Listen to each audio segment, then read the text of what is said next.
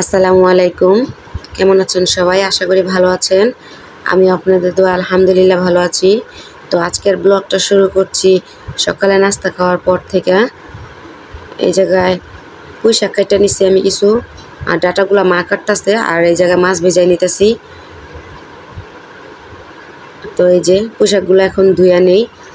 তো সকাল সকাল যত তাড়াতাড়ি কাজ শুরু করি না কেন, আমার রান্না করতে একটু দেরি হয়ে যায়, যেহেতু বাচ্চারা আছে ওদের জন্য একটু দেরি হয়।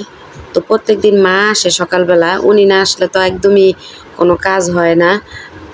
উনি না থাকলে যে আমি কিভাবে কাজ করতাম আল্লাহ ভালো জানে। আমার পরিবারে এমন কেউ নাই যে আমার বাচ্চাদের ধরবো বা একটু দেখবো।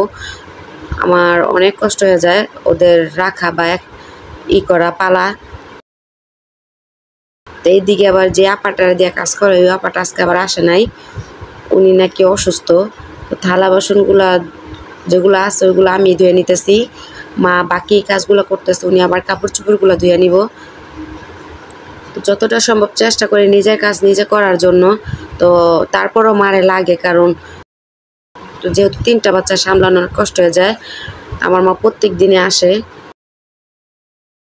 মাঝে মধ্যে আমি কয়েকটা কথা শুনি যে মা ছাড়া মা হওয়া নাকি অনেক কষ্টের। এটা কিন্তু একদম বাস্তব কথা, মা ছাড়া মা হওয়া অনেক কষ্টের।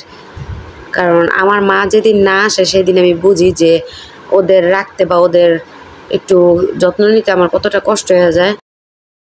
ঠিক মতো খাওয়াইতেও পারি না, কারণ একজনের খাওয়াইতে গেলে আরেকজন কান্না করে। তো মা সবসময় চেষ্টা করে আসার জন্য, সবসময় আসে, মাঝে মধ্যে 2-1 দিন বাদ যায়। আর নিজের ঘরের কাজ নিজেই সুন্দর করে করতে পারি। তো কাজের মানুষরা অন্যের ঘরের কাজ নিজের নিজের মতো করে করে নেয় না। ওনারা আসে ঝটপট কাজ করে চলে যায়, সুন্দরভাবে একটা গুছায়া করা ওই জিনিসটা করে না। কিছু কিছু আপারা করে, সবাই আর করে না। আমি যে আপাটাতে কাজ করে আলহামদুলিল্লাহ অনেক ভালো। তো থালা বাসন এগুলা দুপুরে আর রাত্রে যা জমছে এগুলো আমি বলে রেখে দিই, তারপর আপা এসে ধুয়ে দেয়। তো আপা আসে না, আমি এগুলো ধুয়ে নিতেছি। তো চুলায় আবার একটু চা বসাই দিছি। তো এদিকে ভাবলাম চা হইতে থাকে, আমি আবার থালা বাসনগুলো ধুয়ে নিই। তো আমি কালকে যে কাজগুলো করছি, রান্নাঘরটা পরিষ্কার করছি, ওই রান্নাঘরের স্টিকার অনলাইনে অর্ডার দিছি, দারাজ থেকে অর্ডার দিছি। তো ওইগুলো আজকে লাগাবো। তো আজকে আবার সকাল সকাল উঠছি, রান্না বান্না শেষ করে স্টিকারগুলো লাগাবো তাই। আর যেহেতু ছোট বাচ্চাদের ঘর, থালা বাসনগুলো একটু বেশি ময়লা হয়। আর চুলায় চা বসাইছি, ভাবছি থালা বাসন ধুইতে ধুইতে চাটা বসাই দেই। তো এই থেকে চা হইতে থাক আর আমার কাজগুলোও শেষ করি। তো 2 ছেলেরা খাওয়াই দিছি, সকালবেলার নাস্তা মেয়েরও খাওয়াই দিছি। 2 ছেলে খেলা করতেছে আর মেয়ে মোবাইল দেখতেছে। আসলে মেয়ের এখনো মাদ্রাসায় ভর্তি করি নাই, একটা ম্যাডাম রাখছি, ওই ম্যাডামের কাছেই পড়ে। কারণ মেয়েরা যদি মাদ্রাসায় ভর্তি করাই দিই, তখন আমি 2টা বাচ্চা নিয়ে যাবো আসবো, অনেক সমস্যা হয়ে যাবে। এই জন্য ভাবছি সামনের বছরই ভর্তি করে দিব। তো ইনশাল্লাহ জানুয়ারি মাস আসলে জানুয়ারিতে ভর্তি করে দিব।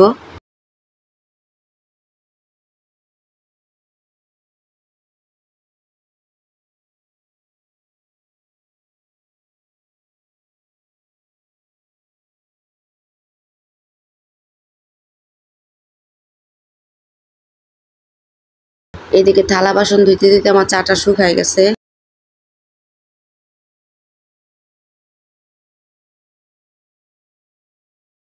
তো এই তো আমার থালা বাসনগুলো ধোয়া শেষ। এখন চুলায় যে চাটা আছে ওইটা নামাই নিই।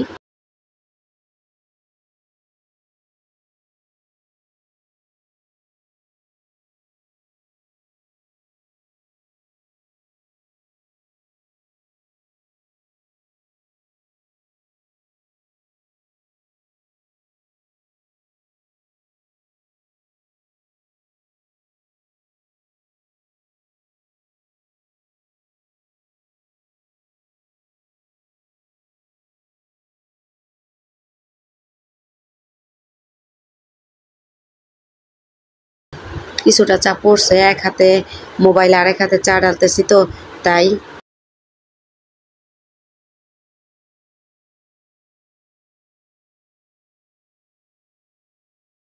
এখন চাটা খাই, যতটুকু আছে ততটুকুই খাই।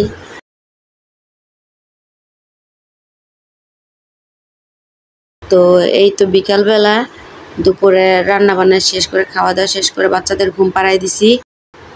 তো যে একটা অনলাইন থেকে আমি ওয়াল স্টিকারগুলো অর্ডার করছি ওগুলো আমি লাগাই নিছি, একা মানুষ যেভাবে সম্ভব লাগাই নিছি।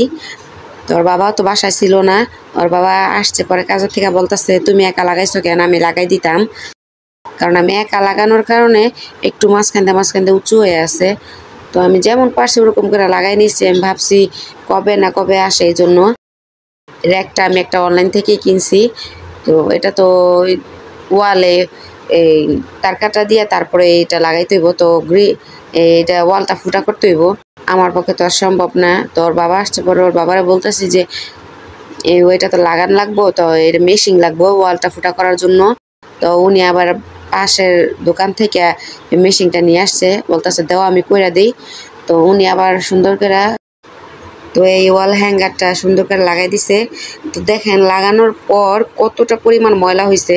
আমি বিকালবেলা সুন্দর করে গুছাই নিছি, আবার এই ময়লা হয়েছে, আবারও পরিষ্কার করতে হবে, কিচ্ছু করার নাই।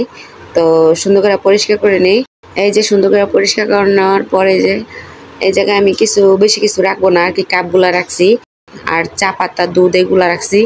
তো ভাল লাগছে তাই অর্ডার করছি। আর এই যে দেখতে পারতেছেন স্টিকারগুলা লাগানো অনেক সুন্দর লাগতেছিল।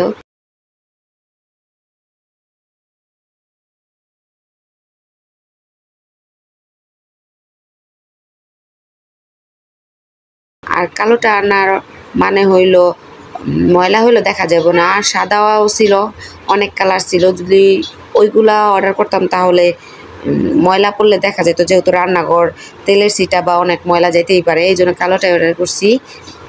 আর যতটা সম্ভব সুন্দর করে লাগানোর চেষ্টা করছি।